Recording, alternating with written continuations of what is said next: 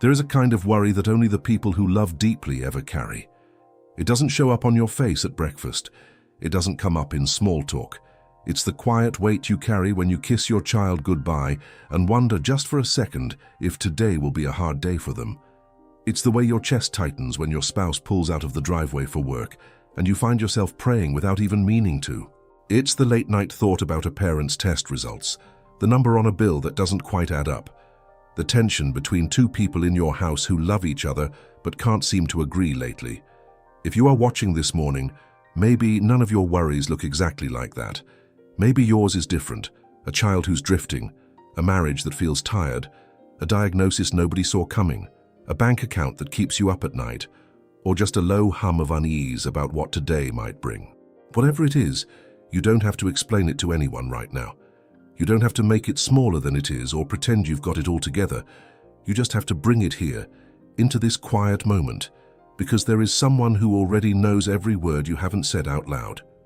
There's a story in the Gospels that has stayed with people for 2,000 years, not because it's dramatic, but because it's honest about fear. Jesus and his disciples get into a boat, and he tells them plainly, "Let's go to the other side." He doesn't say a storm is coming. He doesn't warn them to brace themselves.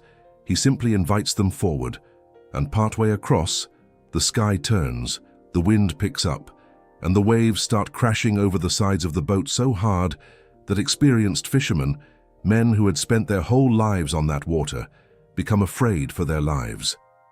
And where is Jesus? Asleep. In the back of the boat, undisturbed, resting through the very storm that has these grown men in a panic. They wake him with something close to accusation. "Don't you care that we're about to die?" And he stands, and he speaks just a few words to the wind and the waves. "Peace, be still." And the sea goes flat, the wind goes silent, and the boat that had been tossed and thrown suddenly sits calm on glassy water. What strikes me about that story isn't just the miracle, it's the timing. Jesus didn't calm the storm before they got in the boat. He didn't reroute them around the danger. He let them sail directly into it, and he was present the entire time, even while it looked like he didn't notice. That's an uncomfortable truth for anyone who wants a faith that guarantees smooth water. But it's also, strangely, the most comforting part of the story, because it tells us something true about our own lives. The presence of a storm has never once meant the absence of God. He was in the boat before the wind ever picked up. He was in the boat while the waves were highest. And he is the reason the disciples made it to the other side at all, not because they were skilled enough or strong enough, but because the one who made the sea was sitting right there with them the whole time. That's really what this morning is about.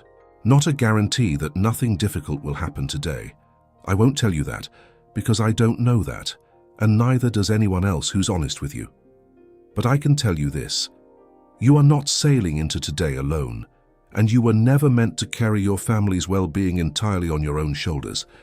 There's an old psalm that describes God as a shepherd, not a distant king issuing orders from far away, but someone who walks the path ahead of you, who knows where the dangerous ground is before you ever step on it, whose presence alone is enough to steady you even when you're walking through a valley thick with shadows. That psalm doesn't say the valley disappears. It says you don't walk through it by yourself. There's another passage tucked into the songs of ancient Israel that says the one who watches over you does not sleep, does not slumber, is not caught off guard by the middle of the night or the middle of a crisis. Think about what that means for the version of you that lies awake sometimes, running through everything that could go wrong. You're allowed to rest, not because the world has gotten safer, but because you're not the only one keeping watch. And when Isaiah records God saying, "Do not fear, for I am with you. Do not be dismayed, for I am your God," that's not a hollow reassurance handed out to people who have nothing real to worry about. That word was given to people staring down exile, loss, and uncertainty they couldn't control. It was given to people a lot like you. He goes on to say, He will strengthen you. He will help you. He will hold you up, not with vague sentiment, but with an actual, steadying hand. Long before any of that, there was a blessing spoken over the people of Israel that has been prayed over families for thousands of years since. May the Lord bless you and keep you. May His face shine on you and be gracious to you. May He turn His attention toward you and give you peace. Notice what that blessing centers on. It isn't wealth, it isn't ease, it's presence, grace, and peace, the things every single one of us is actually starving for underneath whatever else we say we want. And when Paul writes to a small struggling church and tells them not to be anxious about anything, but in every situation through prayer, to bring their requests to God, he's not offering a spiritual bumper sticker. He follows it with a promise that a peace which doesn't even make logical sense will stand guard over your heart and mind. Not because the situation resolved, because peace, real peace, was never dependent on the situation resolving in the first place. So here is where reflection becomes prayer, because knowing these things in your head and actually bringing them to God are two different acts, and this morning calls for both. Let's do that together now. Not with performance, not with the right words, just honestly. Lord, before I ask you for anything, I want to just be still here with you for a second. You already know what's sitting on my chest this morning. You know which name keeps surfacing in my mind, which fear I keep pushing down so I can function, which situation I don't have a solution for. I'm not going to pretend I do. I'm bringing it to you exactly as heavy as it actually is. I ask you to stand watch over this home, not just the walls and the doors, but everything that happens inside them. Let this be a place where people feel safe enough to be honest, calm enough to rest, and loved enough to come back to at the end of a hard day. If there's tension simmering here that hasn't been resolved, soften it. If there's distance that's grown between people who used to be close, close the gap gently, in your timing, not by force. For the children connected to this home, whether they're small and still learning how the world works or grown and finding their own way through it, I ask for your hand over their days. Watch over the roads they travel, the choices they're weighing, the friendships shaping who they're becoming. Give them discernment beyond their years when they need it. And for anyone watching this who isn't raising children themselves, but loves someone else's deeply, a niece, a nephew, a student, a neighbor's kid who feels like family, I ask that same covering over them too. For the spouse who leaves this house each morning to go earn a living, or the one managing a home that never quite stops needing something, I ask for strength that doesn't run out by mid-afternoon. Keep them safe in transit, clear-headed in decisions, and patient in moments that would normally wear them thin.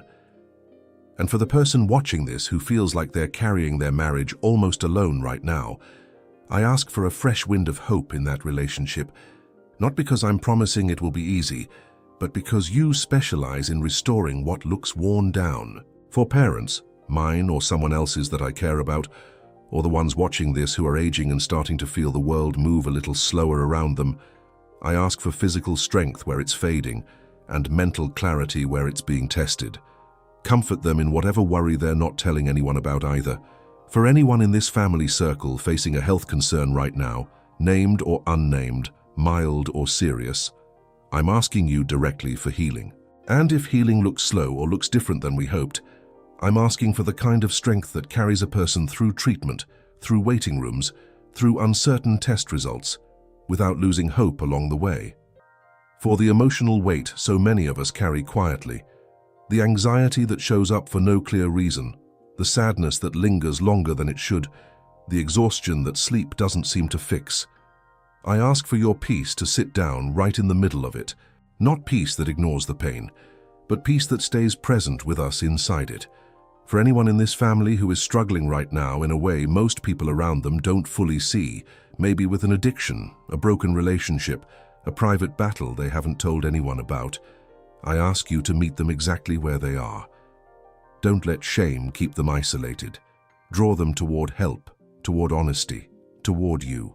And for the person in this family who has quietly drifted from faith altogether, who used to believe or never really has, who rolls their eyes at prayer or just feels too far gone to bother, I'm not asking you to force anything. I'm asking you to be patient with them the way you've been patient with me, and to leave a door open they can walk back through whenever they're ready.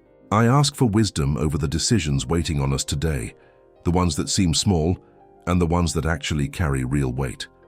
Help us slow down enough to think clearly instead of just reacting.